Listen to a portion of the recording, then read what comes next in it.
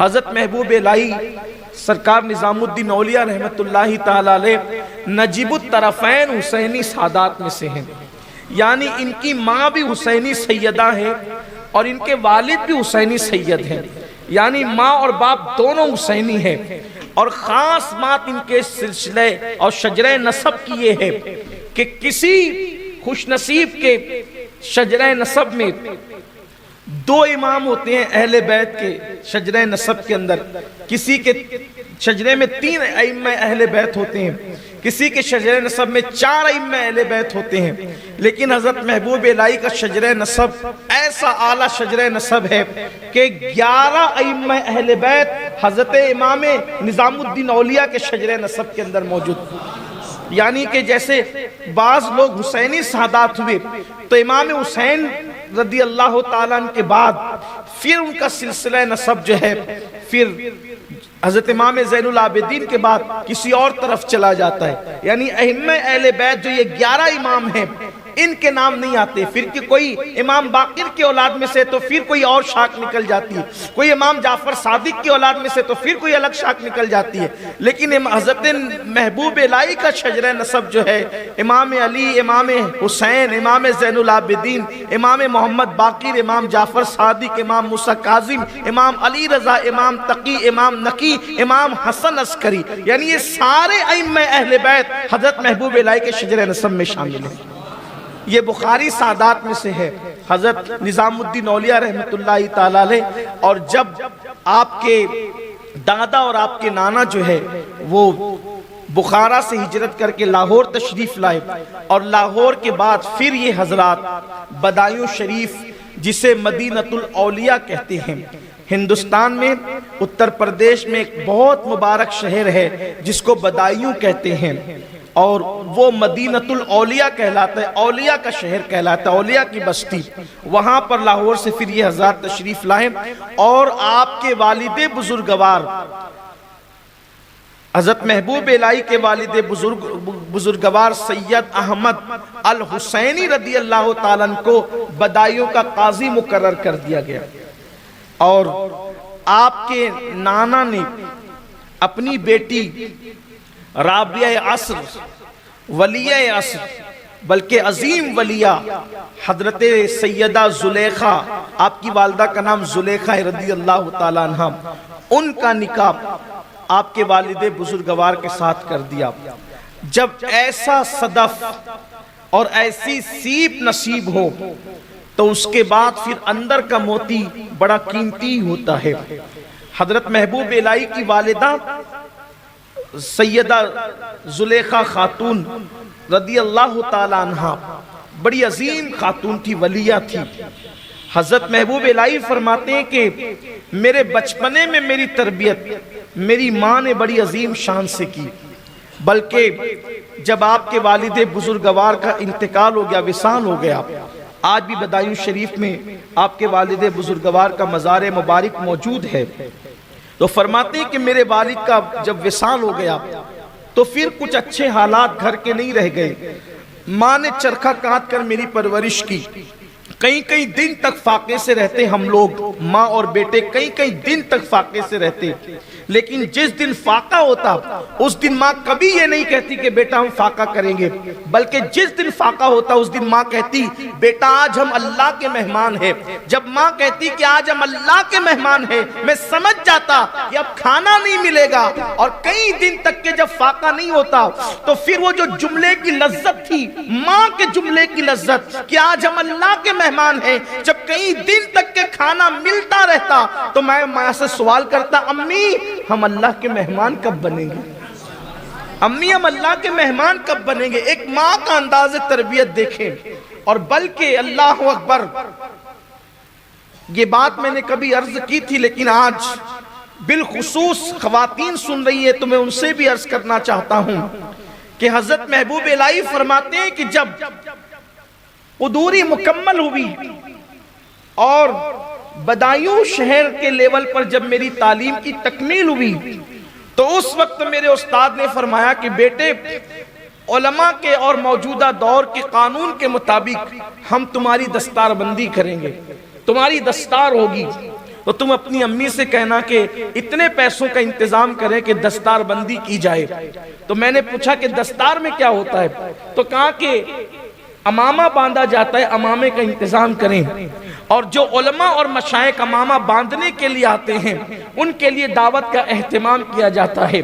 تو جس وقت حضرت محبوب الہی گھر گئے اور ماں سے کہا امی میری دستار ہے، اور استاد نے کہا کہ علماء اور مشائخ کے لیے دعوت کا انتظام کرنا ہے اور دستار بندی کے لیے یعنی امامے کے کپڑے کا انتظام کرنا ہے، تو ماں نے کہا بیٹا کچھ دن کی مہلت اپنے استاد سے لے لو، اس لیے کہ ہمارے پاس اتنی رقم نہیں اور اتنی طاقت نہیں ہے کہ ہم دستار بازار سے خرید کر کے لائیں، اس لیے تمہاری دستار میں خود جو ہے وہ تیار کروں گی۔ حضرت محبوب الہی فرماتے ہیں دن کو میری ماں چرکا کاٹتی تھی اور رات کو میری امی میرے لیے دستار تیار کرتی تھی۔ اس طرح میری دستار بندی ہوئی اور چرکا کاٹ کے کچھ پیسے تیار، کچھ پیسے جمع ہوئے اور مزید پیسوں کی ضرورت تھی، تو میرے استاد نے اس میں پیسے بڑھا کر کے اپنی طرف سے ملا کر کے جو ہے وہ انتظام کیا، اور جب دستار مجھے باندھی گئی تو میں نے اپنے اساتذہ کے قدموں میں سر رکھ دیا۔ جب میں نے سر رکھ دیا تو وہاں پر بہت سے اولیاء تھے، انہوں نے فرمایا کہ جھکنے والے کو خدا بلند کرتا ہے، ہم دیکھ رہے ہیں کہ آج کا یہ جھکنے والا بچہ کل کا سلطان المشائخ ہوگا۔ پھر حضرت محبوب الہی رحمت اللہ علیہ دلی تشریف لائے، اور دلی آنے کے بعد 20 سال کی عمر میں صرف آپ دلی تشریف لائے، اور دلی جب 20 سال کی عمر میں تشریف لائے وہ فرماتے ہیں کہ میری پڑھائی اب مکمل ہو رہی تھی، یعنی کہ اعلیٰ تعلیم جو ہے وہ میری مکمل ہو رہی تھی۔ ارشاد فرماتے ہیں کہ ایک دن استاد کے پاس بیٹھا ہوا تھا، اور استاد کے پاس بیٹھا ہوا تھا تو ایک شخص آیا، اور آنے کے بعد اس نے جو ہے وہ ایک بزرگ کی تعریف شروع کی، حضرت شیخ زکریا ملتانی رحمت اللہ علیہ کی اس نے تعریف شروع کی، بہت باتیں کی اس نے، میری توجہ اس طرف نہ ہو سکی، لیکن جیسے ہی اس نے اپنے موضوع کو اور عنوان کو تبدیل کیا اور اس نے حضرت بابا فرید الدین گنج شکر کا ذکر شروع کیا۔ یہ پہلی مرتبہ میں نے فرید الدین گنج شکر کا نام سنا تھا، اس گنج شکر کے نام میں ایسی شکر کی حلاوت تھی کہ میرا دل اس نام کی طرف مائل ہو گیا اور میں کان لگا کے سننے لگا، کہا خدا جانے اس میں کیا چاشنی تھی، کیا حلاوت تھی۔ واللہ آج بھی اہل دل بابا صاحب کی طرف کھینچتے ہیں، اور صرف مسلمانوں کے نہیں، گرو نانک جیسے آدمی نے بابا فرید کی تعریف کے اندر کتنے دوہے کہے ہیں، بابا فرید سے بہت متاثر تھے گرو نانک، تو بابا فرید کے نام میں ان کی ذات میں خدا نے عجیب چاشنی رکھی ہے، عجیب لذت رکھی ہے۔ شاید میں نے کبھی آپ سے یہ عرض کیا تھا کہ حضور غریب نواز کہتے تھے سرکار قطب الدین بختیار کاکی سے کہ بابا قطب تم نے ایسے شاہباز کا شکار کیا ہے کہ اس کی وجہ سے قیامت تک تمہارا نام زندہ رہے گا۔ وہ ہے بابا فرید، فرد فرید، کائنات ولایت کے اندر لاسانی ذات، سیدنا بابا فرید الدین گنج شکر، فرید ملت والدین، شیخ الاسلام والمسلمین، حضرت بابا فرید الدین مسعود گنج شکر رحمت اللہ تعالی علیہ۔ سرکار بابا فرید کے نام میں خدا جانے کیا چاشنی تھی کہ میرا دل ان کی طرف مائل ہوا۔ فرماتے اس کے بعد بس خیال فرید رہنے لگا۔ نظام الدین اولیاء علیہ رحمہ فرماتے ہیں پھر خیال فرید رہنے لگا، 20 سال کی عمر ہی میں خیال فرید رہنے لگا، بلکہ مجھے اتنا خیال تھا بابا فرید کا کہ ہر نماز کے بعد میں یا فرید مولانا فرید پڑھتا رہتا، اور سونے سے پہلے بھی یہ میں وظیفہ پڑھتا، نام پڑھتا۔ خدا جانے حضرت محبوب الہی پر لوگ کیا فتویٰ چسپا کریں گے، اس لیے کہ ہم یا فرید حق فرید کہتے ہیں تو لوگ کہتے ہیں کہ یہ تو شرک ہے، اور جن لوگوں نے کائنات کو شرک سے نکالا ہے ان لوگوں نے بھی یا فرید کے نعرے لگائے ہیں۔ بہرحال اس طبقے کی طرف تو توجہ ہونی بھی نہیں چاہیے، اس لیے کہ جب یاروں کا ذکر ہو تو پھر اغیار کا تذکرہ کیسا، جب یار آ جائے تو پھر محفل میں اغیار کی ضرورت نہیں رہتی۔ تو بہرحال بابا فرید کا ذکر وہ فرماتے، نماز کے بعد پڑھتے، پتہ چلا کہ پیر کے نام میں کیا برکت ہے، اور بابا فرید جیسا پیر. فرماتے پھر مجھ سے برداشت نہیں ہوا اور میں جو ہے اپنی تکمیل علم کے بعد تعلیم مکمل کرنے کے بعد پھر میں نے بابا فرید کی طرف اجودن کا سفر کیا. اجودن کی سرزمین کی طرف میں نے سفر کیا بابا فرید سے ملنے کے لیے.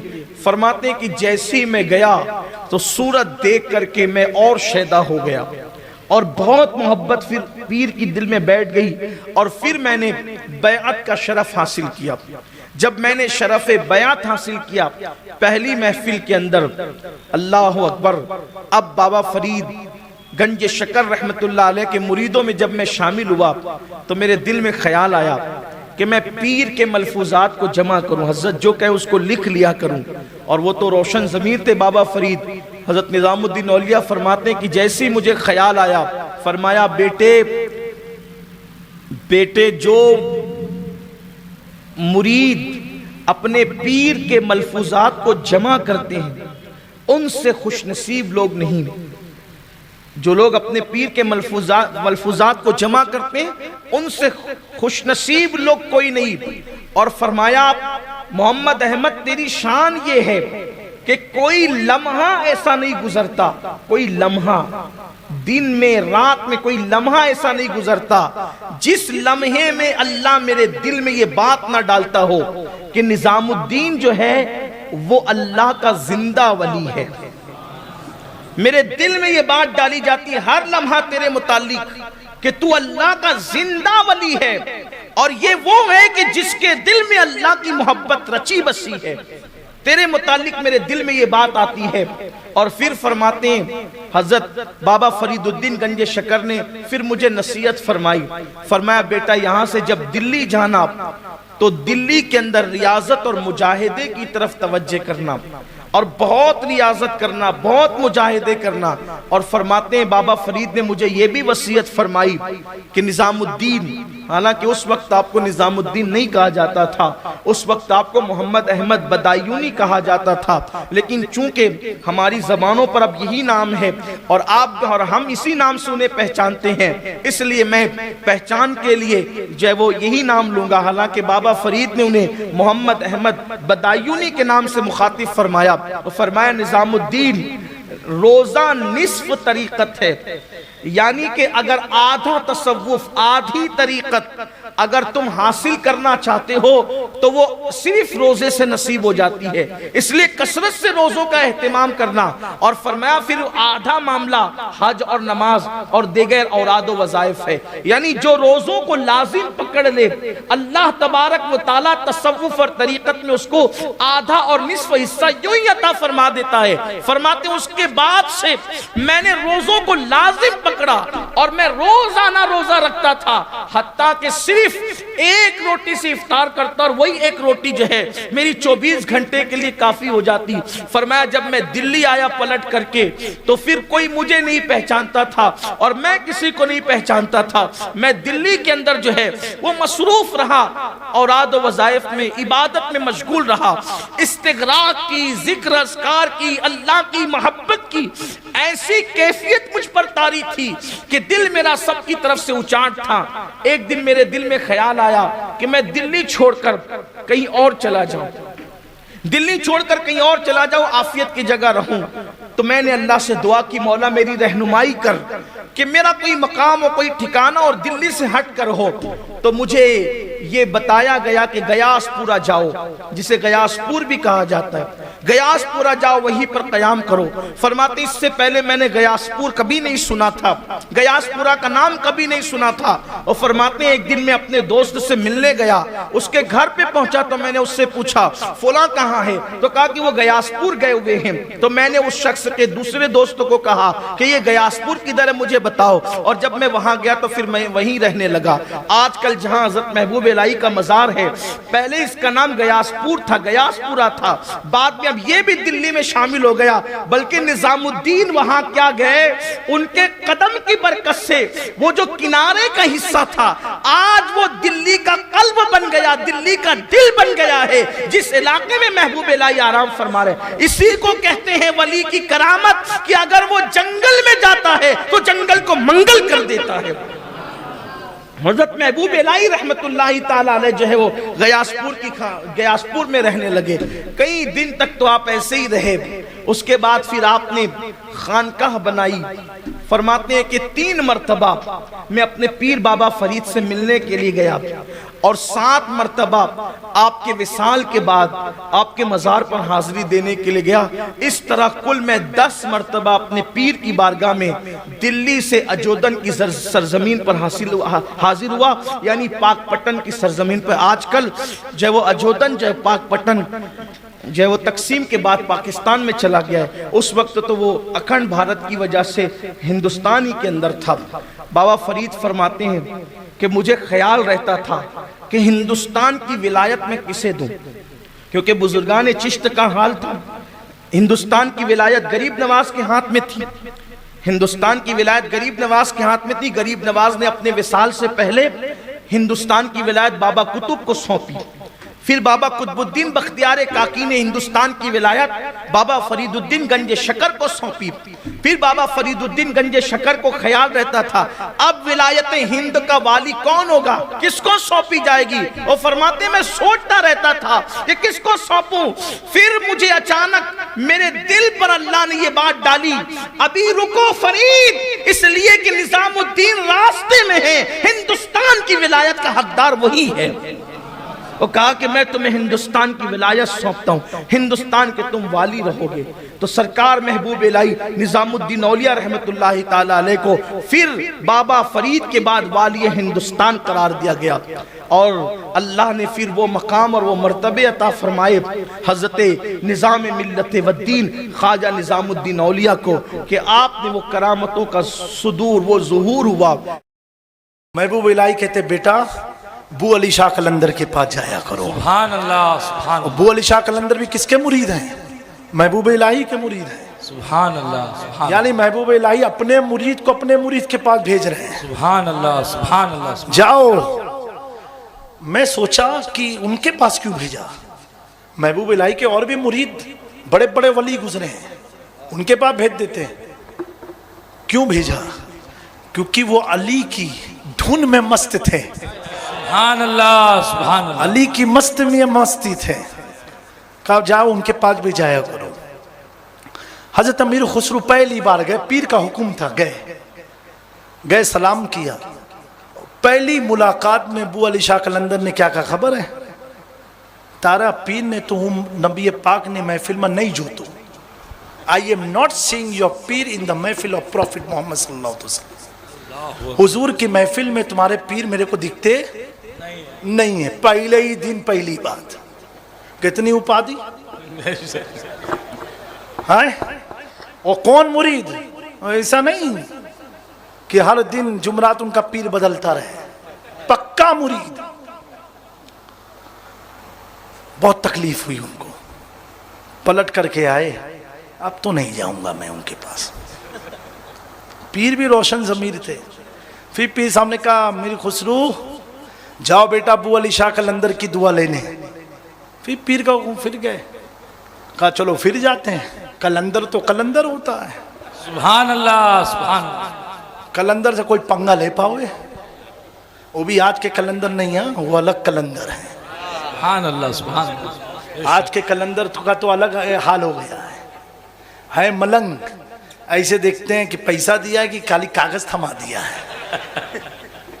حضور مخدوم پاک فرماتے ہیں صوفی فقیر وہ ہوتا ہے. صوفی فقیر, آج تو ہر آدمی کہتا ہم صوفی ہیں فقیر ہیں. مخدوم پاک کا جملہ سنو. آپ فرماتے ہیں فقیر وہ ہوتا ہے جس کی نگاہ میں مٹی اور سونا برابر ہو. سبحان اللہ, سبحان اللہ. جس کی نگاہ میں مٹی اور سونا برابر ہو. ایک آدمی آیا 7 سونے کی اینٹ لے کر کے آیا مخدوم پاک کے پاس. کتنی؟ 7 تحفے میں دیا. حضور مخدوم پاک نے لیا, نیل شریف میں پھینک دیا, ڈال دیا. اس نے کہا حضور سونے کی تھی. سونے کی تھی؟ کہا جی حضور. کہا ٹھیک ہے جاؤ پانی سے نکال لو. کیا کہا مخدوم پاک نے؟ پانی سے نکال لو. جب وہ گیا نیل شریف کے پاس گیا, پانی کو ہٹانے لگا. حضور مخدوم پاک فرماتے ہیں بیٹا اپنی لانا کوئی اور کی نہ اٹھا لانا، سبحان اللہ سبحان اللہ اپنی لانا کسی اور کی۔ تو جب اس نے پانی ہٹایا دیکھا اس کی سونے کی اینٹ کی کھان بچھی ہوئی ہے۔ سبحان اللہ سبحان تب مخدوم پاک نے فرمایا فقیر وہ ہوتا ہے جس کی نگاہ میں مٹی اور سونا برابر ہو جائے۔ میرے دوستو، تو حضرت امیر خسرو واپس گئے، چلو ایک بار پھر جاتے ہیں۔ پھر ابو علی شاہ قلندر نے کہا بیٹا تمہارے پیر کو میں حضور کی محفل میں نہیں دیکھتا ہوں، اب تو ٹھان لیا، اب تو آنا ہی نہیں ہے اپنے کو۔ پیر صاحب بولیں گے کہہ دیں گے پیر صاحب وہ تو آپس کے خلاف بول بول کرتے ہیں۔ پھر آئے محبوب الہی نے پھر کہا بیٹا جاؤ، کہا حضور معاف کر دیں۔ کہا کیوں؟ کہا حضور پہنچتا ہی ہوں، سلام کے جواب کے بعد خیریت بھی نہیں پوچھتے، ڈائریکٹ یہ کہتے تمہارے پیر کو میں دیکھتا ہی نہیں۔ ان کا پیر ابو علی شاہ قلندر کا پیر ایک پیر ہے۔ سبحان اللہ سبحان اللہ۔ تو محبوب الہی فرماتے ایسی بات ہے؟ کہا جی حضور۔ کہا ایک بار اور جاؤ۔ پھر گئے، پھر وہی سوال پوچھا، نہیں دیکھتا ہوں۔ آپ تو کوئی سوال اج نہیں اپنے پلٹ کے آوے ان کے پاس۔ پھر محبوب الہی نے کہا بیٹا جاؤ۔ کہا حضور پھر وہی سوال پوچھیں گے، مجھے بڑی تکلیف ہوتی ہے۔ آئے ہے سبحان اللہ۔ محبوب الہی فرماتے سنو جاؤ، اور اب اگر وہ کہیں گے تمہارے پیر کو میں حضور کی محفل میں نہیں دیکھتا ہوں تو کہنا کہ ابو علی شاہ قلندر مجھے حضور کی محفل دکھا دو، میں پیر کو تلاش کر لوں گا۔ سبحان اللہ سبحان اللہ سبحان مجھے حضور کی محفل دکھا دو، میں خود تلاش کر لوں گا۔ اب پیر نے سمجھا کے بھیجا ہے، پیر کی سرپرستی مل گئی ہے۔ اب جیسے گئے امیر خسرو، اب تو مستی سے جا رہے ہیں بالکل سے، کیونکہ جواب تیار ہے۔ ابو علی شاہ قلندر نے کہا تمہارے پیر کو دیکھتا نہیں ہوں، ترنت بولے پیر کو دیکھنے کے لیے میں آیا ہوں، حضور کی محفل آپ دکھا تو دو ایک بار۔ سبحان اللہ سبحان اللہ۔ کہا ایسی بات ہے؟ کہا ہاں، آپ مجھے محفل دکھاؤ، میں اپنے پیر کو تلاش کر لوں گا۔ حضرت محبوب الہی کے جو مرید حضرت امیر خسرو کے سینے پر ابو علی شاہ قلندر نے اپنے ہاتھ کو رکھا اور آنکھیں بند کرائی، کہا اے امیر خسرو چل آج تیری قسمت کی معراج ہو جائے، آج تیری قسمت کی معراج ہو جائے۔ حضرت ابو علی شاہ قلندر نے آنکھ کو بند کرایا، امیر خسرو پہلے آسمان کی طرف گئے، دوسرے آسمان کی طرف گئے، تیسرے آسمان کی طرف گئے، ساتویں آسمان کے اوپر پہنچ گئے۔ سبحان اللہ۔ منزل وہاں تک چلی گئی جہاں منزل ہی نہ تھی، جہاں منزل ہی نہ تھی۔ اور جب پہنچے کیا دیکھتے ہیں؟ ایک نورانی تخت ہے جس پر میرے آقا جلوہ فکر ہے، اصحاب کی محفل لگی ہوئی ہے، دائیں بائیں نقاب پوش کوئی بیٹھا ہے، اور حضرت امیر خسرو خواب میں نہیں حقیقت میں جا رہے ہیں۔ میرے آقا مسکرا کے کہتے ہیں اے نظام الدین اپنے چہرے سے پردہ ہٹاؤ، تیرا مرید تجھے تلاشتے ہوئے آیا ہے۔